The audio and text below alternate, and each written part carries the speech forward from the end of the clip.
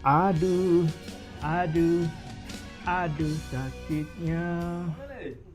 Sakit bila mana tak jumpa punca, bumbu bocor.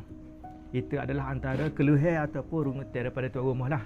Bila mana kita dapati, tuan rumah dapati bumbu bocor tapi tak tahu punca mana. Dan salah satu sebabnya adalah kebanyakan bumbu bocor adalah disebabkan oleh tidak menggunakan getah di antara atap dengan mekuk rabung. Jadi kami di Zasma ni kita guna jenis compact rule gini lah yang berkualiti tinggi. Dia ada banyak jenis, ada banyak material lah. Tapi di Zasma kita menggunakan jenis compact rule yang ada getah. Jadi kelebihan dia banyak lah. Antaranya kelebihan dia untuk mengelak daripada bumbu bocor.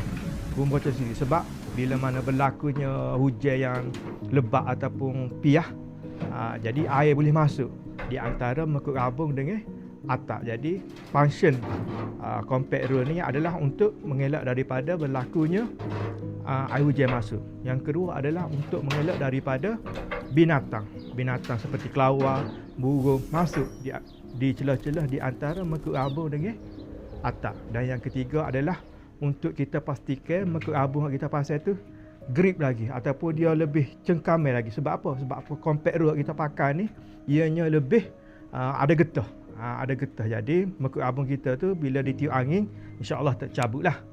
Jadi jika tuan-tuan dan puan-puan nak bina rumah, nak tahu lebih lanjut tentang rumah, boleh kontak Zasma.